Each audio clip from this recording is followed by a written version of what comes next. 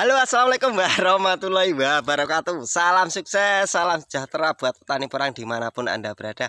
Nah, di kesempatan kali ini saya Kang Tok Kancil Porang akan menjelaskan porang yang sudah umur 3 musim, 2 menjelang ke 3 musim.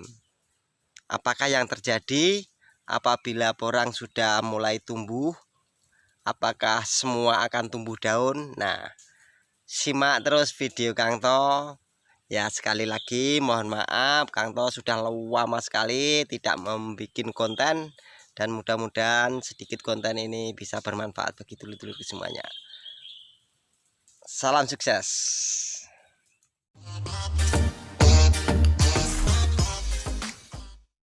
Nah, ini buat dulur-dulurku semuanya.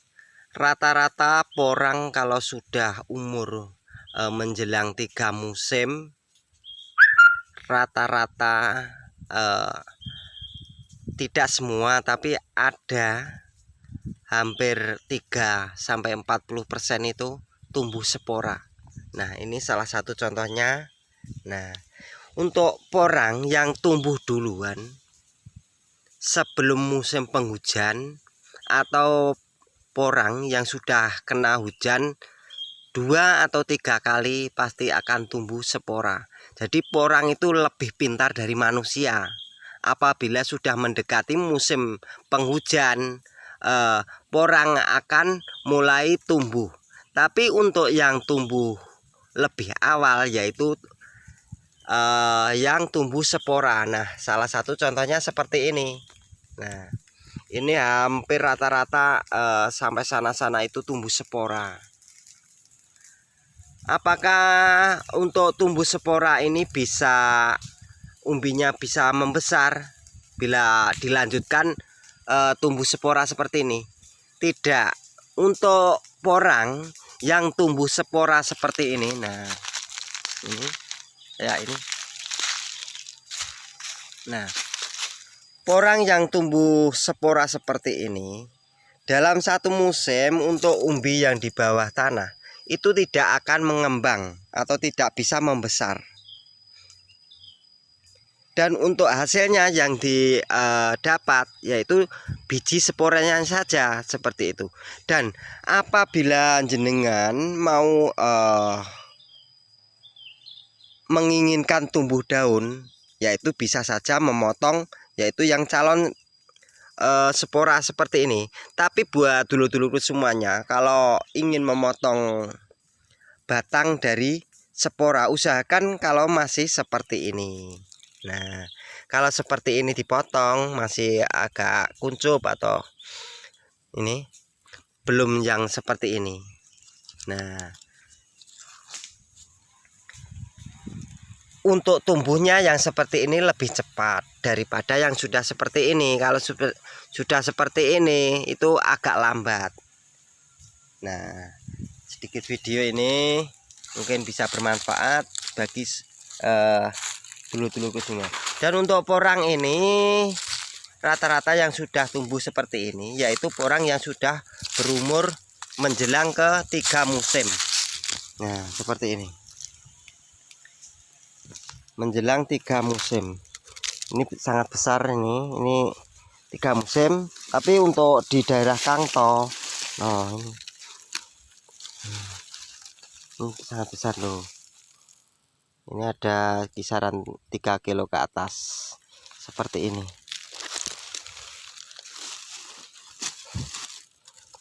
Nah, ini dipotong sini, nanti akan tumbuh dari samping sini, akan tumbuh daun. Nah, ini hampir rata-rata sudah mulai tumbuh. Tapi untuk yang tumbuh duluan yaitu spora. Dan ciri-ciri yang tumbuh spora, nah kalau masih begini kan belum kelihatan. Ciri-ciri untuk tunas yang tumbuh spora yaitu agak berwarna putih. Perlu diingat, agak berwarna putih. Dan kalau dipijat ini agak sedikit lebih empuk, lebih mudah. Nah, seperti ini perlu lihat. Ini tumbuh spora. Nah ini spora bukan daun. Nah ini rata-rata tumbuh spora semua sampai sana-sana. Nah itu ya baru jelas. Nah ini kalau porang menjelang musim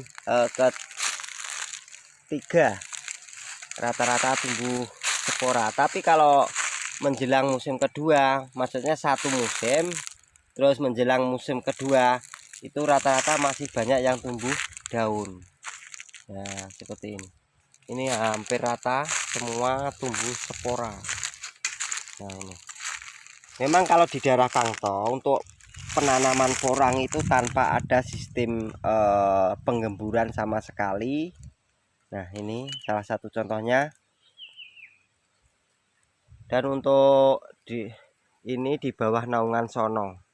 Kalau Sono itu di daerah Kangto yang terbaik lah. Naungan di bawah Sono itu yang terbaik seperti itu. Nah ini rata-rata tumbuh porang. Jadi porang itu sebenarnya lebih mengenali cuaca. Nah seperti ini. Nah, ini buahnya porang. Nah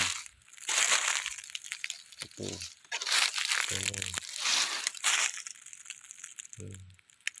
ini banyak yang tumbuh spora. Nah ini tumbuh dua.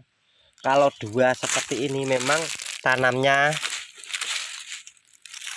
ya, tanam pertamanya yaitu dari katak dan diisi dua.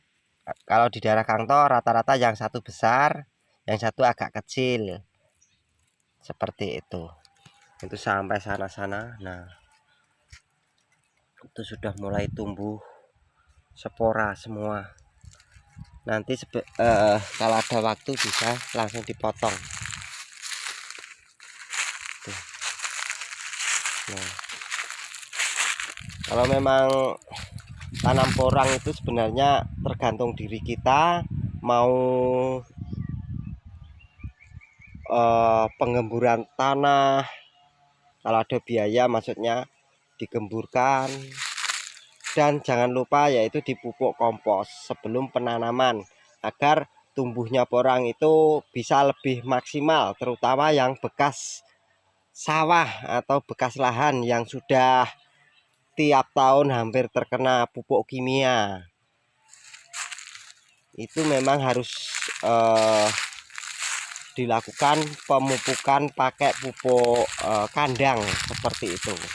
Nah kalau di daerah Kangto rata-rata di bawah naungan seperti ini. Dan untuk kompos daun-daun yang kering bisa dijadikan kompos. Jadi terutama untuk daerah Kangto tanpa ada pemupukan kompos. Tapi Kangto insya Allah akan tanam di sawah, yaitu akan mencontohkan penanaman yang pakai kompos. Karena kalau di lahan sawah kompos itu terutama seperti itu. Kalau di lahan bertani memang kita tidak pakai kompos agar biayanya enggak terlalu banyak. Kalau pengemburan tanah, sistem penghulutan itu memakan biaya yang banyak. Jadi misalkan harga porang naik turun, jadi kita enggak terlalu pusing gitu. Ya cukup sekian dulu dari saya, sedikit video mungkin bisa bermanfaat bagi dulur-dulur kesemuanya yang ada di seluruh Indonesia, terutama untuk petani porang di seluruh Indonesia. Salam sukses. Wassalamualaikum warahmatullahi wabarakatuh.